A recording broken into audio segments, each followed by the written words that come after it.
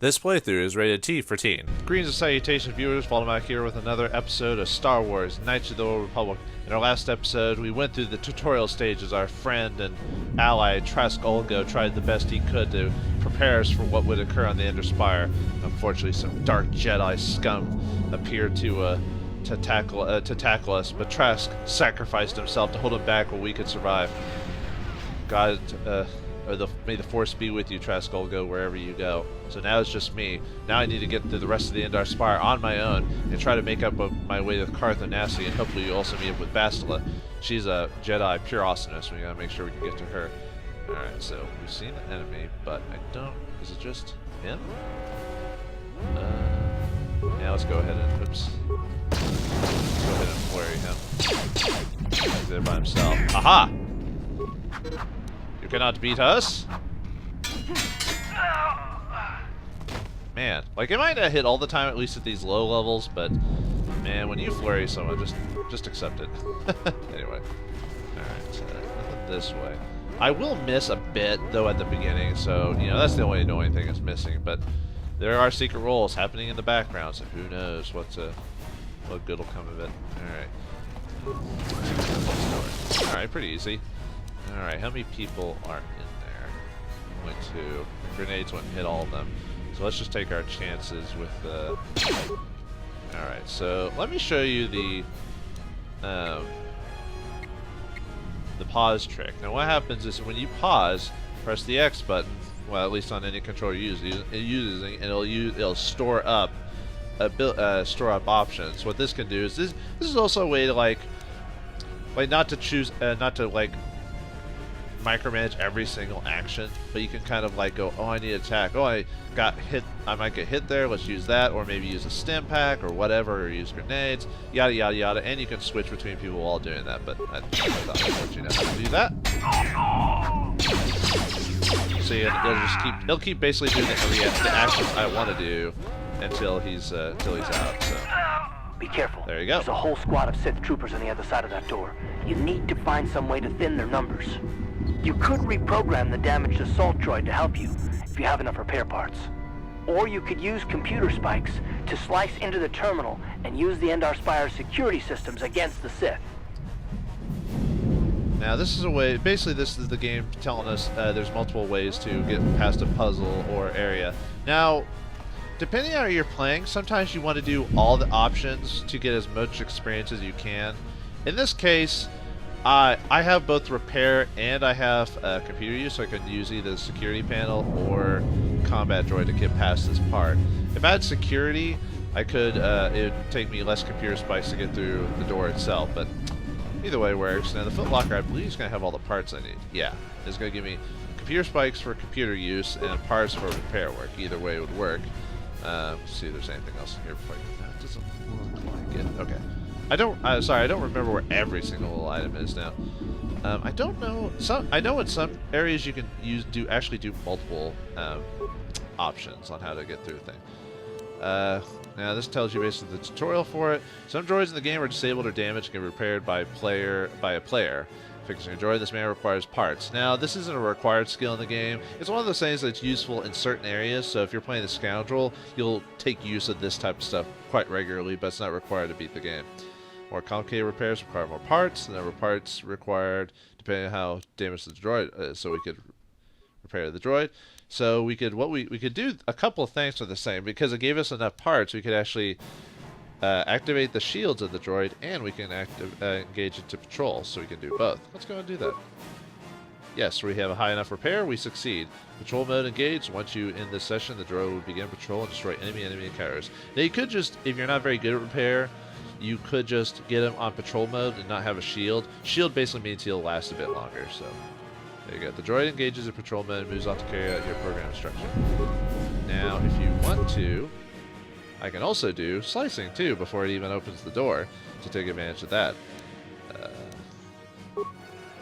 Players can slice computers to try and override or reprogram existing commands. Slicing a computer requires computer spikes. More complicated programming requires more spikes, just like repair work. Alright, let's see. Oh, he killed him already. Well, I thought it paused when you do that. Well, if I was doing that, I could overload the power conduit which we'll just do it anyway, just for the purposes of it. Now, if I hadn't repaired the droid, it would have just blown that up and killed all the people. So there's multiple ways to do it. I did that just for the purposes of getting experience and showing you that you can do multiple things at once. Don't worry, we'll get enough computer spikes and money in the game anyway. So, well, depends how much effort you want to put into it. Money might become harder to come by depending on who you play, but luckily we get an ion blaster. Now, if I was doing more of a ranged character, that would definitely be a weapon to use. In my build, not so much necessary, but I'll show you anyway. Let's just go to the item menu and show new items and click on it. Okay, ion blaster. Basic what this is, it's a 1d4 weapon, but it gives you, if you're using it against droid droid enemies, you get a plus 1d10 instead of, or sorry, no, it's still 1d4, but you also get a plus 1 to 10 on damage versus droids. So if you're fighting droids, this actually ain't a bad weapon if you're doing ranged, but if you're taking my advice and you didn't put anything into ranged, I definitely wouldn't suggest it. Okay, anyway, the Vibra Blade. Basically, Vibra Blade is a customizable weapon. And it also has a small bonus. We get a plus 1 to physical damage while it shows physical damage 1d10. Well, during somewhere in that secret rolling method in the background, it'll add, let's say in the secret rollings it rolled a 1, it'd still do 2 damage because of the plus 1 physical, and its crit range is better. So so if it crits, it'll do double damage. So in the secret rolls in the background, if it rolls a 19 or 20, it'll crit. Obviously, we won't ever see that really, but that's just to let you know how it figures out that type of stuff, you know. Also, it's balanced, so I can put it in my offhand to get the plus 2, so I can replace my short sword with that and keep the same bonuses. Also, as it says here, it's upgradable, which basically means at points in the game we'll get items we can put into weapons to upgrade them. So, with that in the way, let's go ahead and put my Vibra Blade there. Yeah, look at that. See before? I'll show you. It was only 4 to 9, but we put the Vibra Blade there. 5 to 14 in both hands. Yeah, see? And it's even showing off, too. Yeah, that is the power of two-handed, people. Oh, it's gonna get better, folks. You've made it just in time. There's only one active escape pod left. Come on, we can hide out on the planet below. Hey, wait, where's Bastila? Who are you? How do I know I can trust you? Who are you? I'm a soldier with the Republic, like you. We're the last 2 crew members left in the Endar Spire.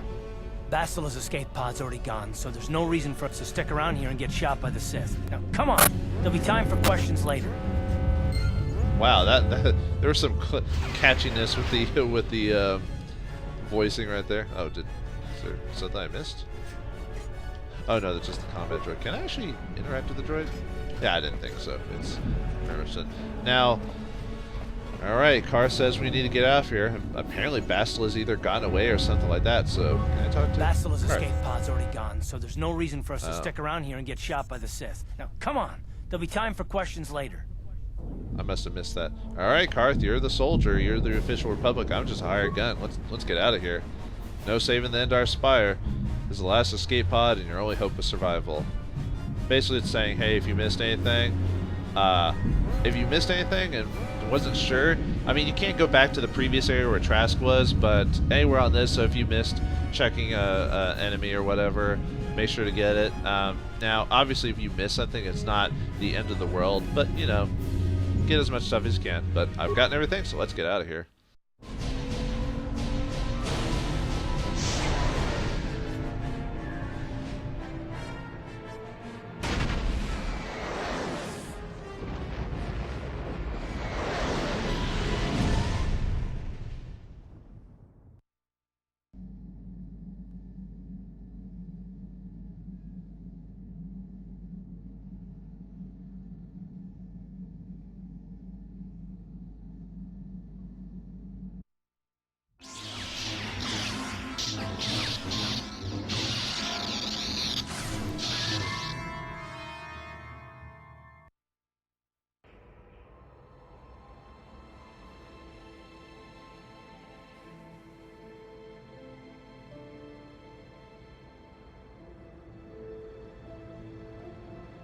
Good to see you up instead of thrashing about in your sleep.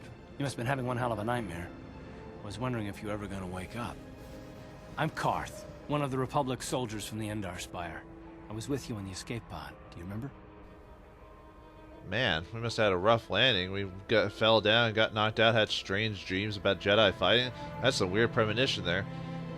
I had a strange dream, like a vision. Now, this is another case of you have multiple different ways to answer people. Sometimes you can ask multiple different questions or give multiple either questions or answers. A lot of them will just...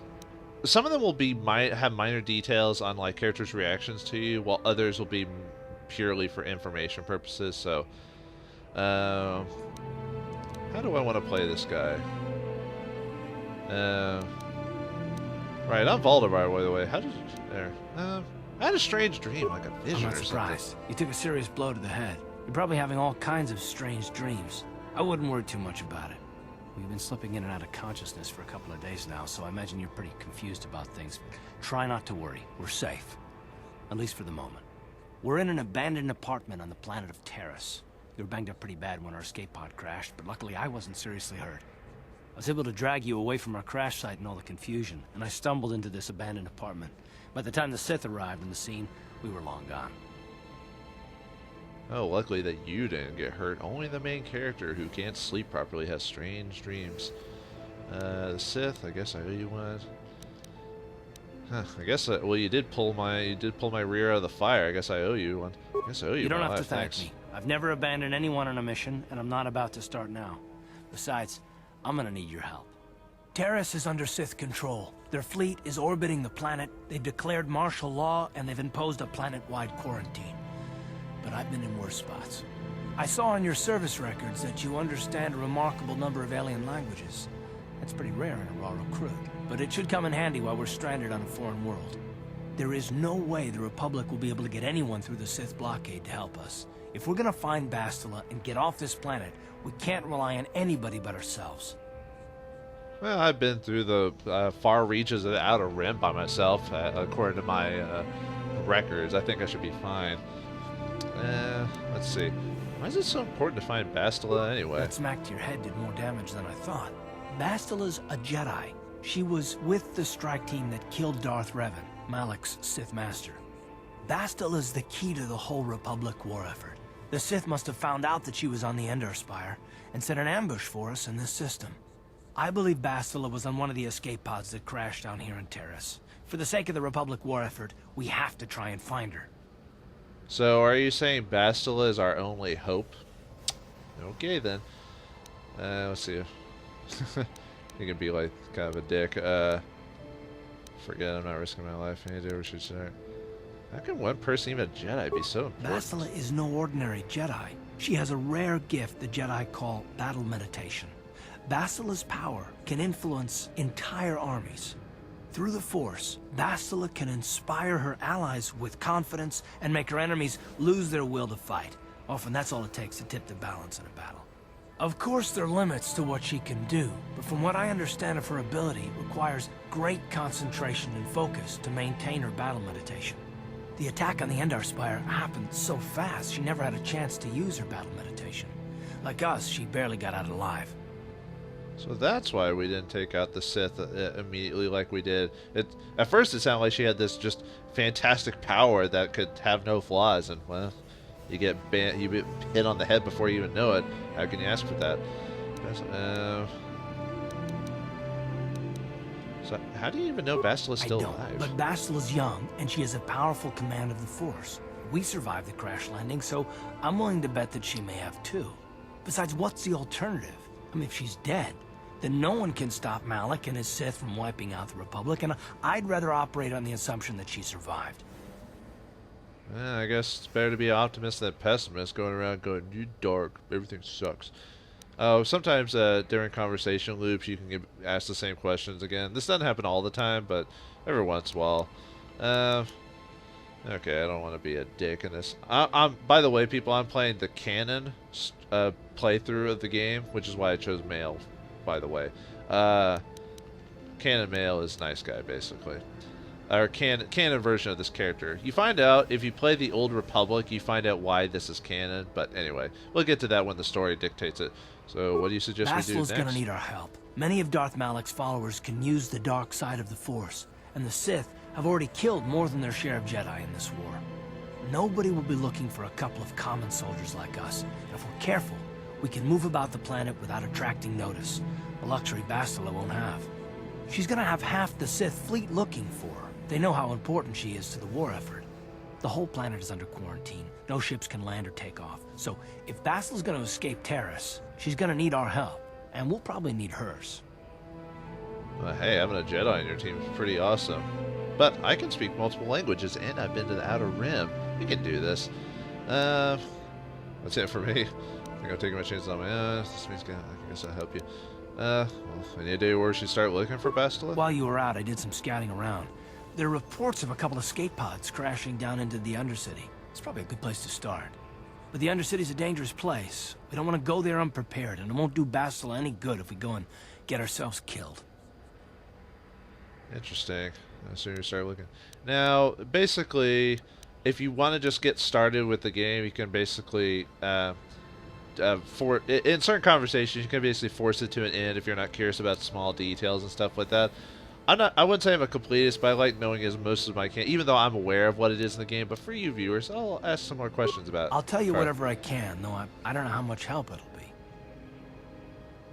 Yeah, by the way, this isn't a very story, text-heavy game, so be prepared for parts of the game where it's going to be just plot and no action. So, what do you know about Malak and the Sith? Everything I know about Malak is pretty much common knowledge. He escaped the trap that killed Darth Revan, his Sith master. With Revan's death, Malak became the new Dark Lord. It's obvious that Malak's a ruthless tyrant who'll crush anyone who stands in his way, just like Revan was. Experience has shown that the Sith won't stop until the Republic lies in ruins. Malak and his Sith don't respect anything except raw, brutal power. It's hard to imagine how someone who used to be a Jedi could become such a monster. Well, you know what they say, the higher they go up, the harder they fall. Man, if only the world didn't have so many Jedi. Sounds like Malak and Sith had the right idea. Don't worry, we'll find a way to stop the Sith. Jedi, what do you mean? Malak and Revan were once both part of the Jedi Order, but they were young and headstrong, and against the wishes of the Council, they went to battle the Mandalorians on the Outer Rim. Something happened out there. Something corrupted them and drew them over to the dark side. Or maybe there was something rotten inside them all along. I don't know. They formed an army of ex-Republic soldiers and Jedi who'd fallen to the dark side, with Revan at their head, until Revan was killed by Bastila's Jedi strike team. But even that didn't slow the Sith down. Malak just stepped in and assumed Revan's role. He took control of the Sith Armada and resumed the bloody conquest of the Outer Worlds. Man, sounds like killing Revan just created a power vacuum that Malak just sucked up like a vacuum cleaner. Okay. Don't worry, we'll find a way to stop the Sith. I hope you're right. But the Republic hasn't been able to stop them so far, even with the support of the Jedi Council. I think Bastila may be the galaxy's last hope. Well, I am only a scout, but even I realize how bad the Sith are. It means less travel for me. What can you tell me about the planet we're on? Taris was once a magnificent planet-wide metropolis of towering skyscrapers, but that was a long time ago.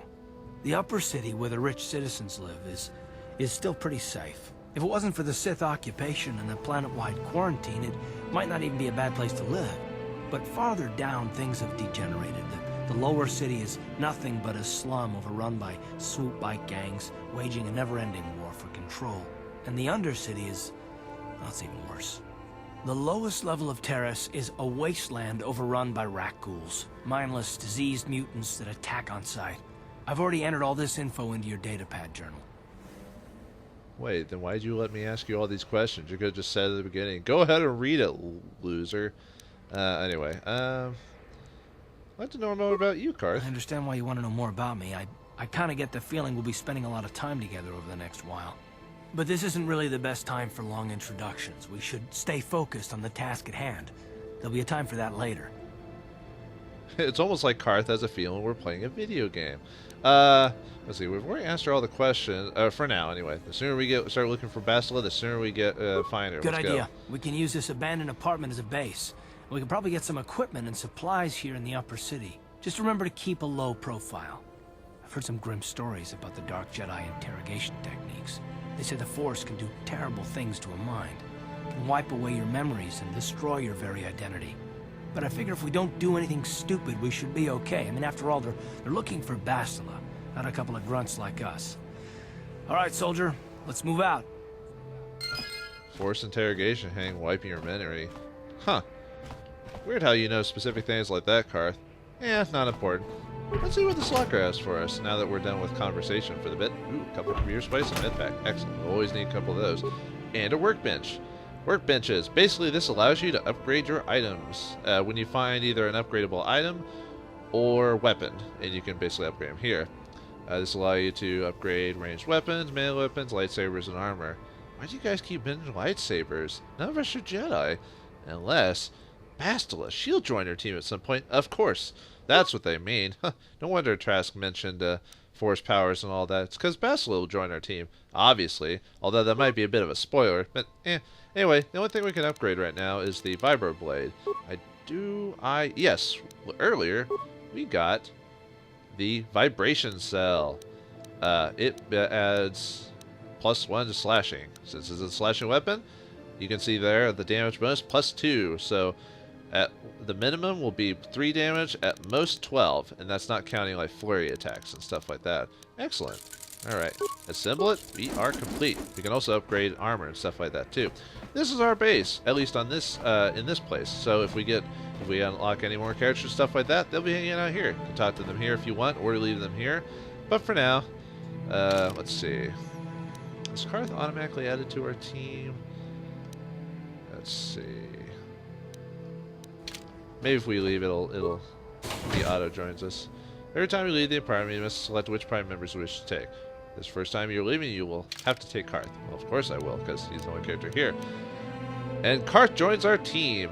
And if you notice there, it shows his stats. He's looking upward, and he shows blue light. That means Carth is light side aligned, which means he's mainly tended towards good tendencies and stuff like that. And we'll get, as we play the game, we'll figure out what that truly means and how that affects them. But we now get Carth on our team, a level 4 soldier. Do we get one of the best characters in the game right off the bat? Maybe. So basically, Carth is a soldier class that uses pistols, and you know how soldiers get a lot of feats but little skills. Carth will be one of our heavy hitter characters in the game. So you might not need him for repair work, but if you need him to attack someone, everybody get up against the wall. This is a raid. There was a patrol here just yesterday and found nothing. Why do you Sith keep bothering us? Oh! Sucks for that, Duras. That's how we Sith deal with smart-mouth aliens. Now the rest of you get up against the wall before I lose my temper again. Hey, what's this? Humans hiding out with aliens? They're Republic fugitives. Attack! Hey, wait, whoa! What did we do? We just walked out here for no reason. Let's see. What's our option here? We got 3 dudes and a Sith soldier. Man, we didn't even get to talk our way out of that. Oh well. Bombs away! Poor Exil. He should never have talked back to that Sith. Thankfully, you're here to step in and help us, human. This isn't the first time the Sith have come in here to cause trouble for us, but hopefully it'll be the last. By the way, I will, like, if I really need to, I'll voice aliens, because aliens in this game do a generic speak, and they'll keep doing it till the game sets a certain precedent on, oh, this much time has passed, here you go. Okay. Let's see, how do I want to be? Someone come searching for this patrol? Don't worry about the bodies. I'll move them so it looks like they were killed elsewhere. That's just throw the Sith off the track. With any luck, they won't be bothering us again for a while. I don't think you get any light side points for... Oh yeah, I guess I should mention light side points and stuff like that. So before we end today's episode, let me do one last thing. You see how in the level up screen you see light and dark and you see gray? Right now that means I'm considered neutral. In the world of Star Wars, certain decisions and mentalities of things will dictate how focused you are into the light side of the Force or the dark side of the Force. All characters, like I said, Carth has that as well. As you can see there, he's not full light, but he's pretty high out there. You know, he's a soldier of the Republic, believes truth and justice. If I had to give him an alignment, he's probably probably lawful good is probably the best way to explain him. But for now, we're gray. Certain decisions and reactions in the game will dictate how we grow. I'm going to do the canon version, which means I will be light side. So unfortunately, but if you're playing along and you want to do differently, play dark side. Dark side's actually a lot funnier and more interesting to play than the light side. Light side's kind of boring, but hey, I'm trying to do the canon playthrough. So anyway, we got enough experience to level up. Let's go and do that. Alright, let's get some skills. Our persuade, let's go and upgrade that. And I always want to upgrade treat injury. If anything, that's the one I want to focus on the most. But I'll always upgrade persuade when we get to that. And we also get another feat. Excellent. Alright, let's see.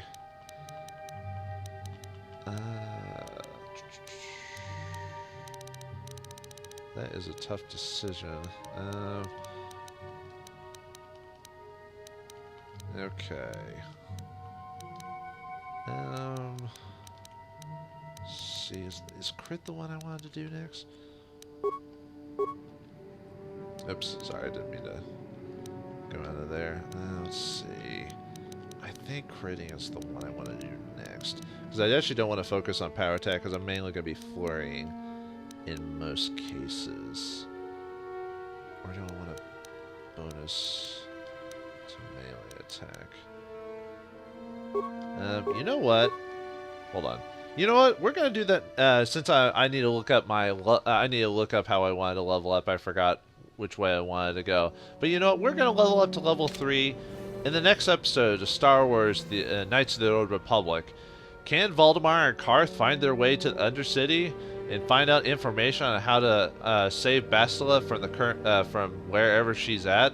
Is she safe? Is she in a predicament? Will it take our character to save her?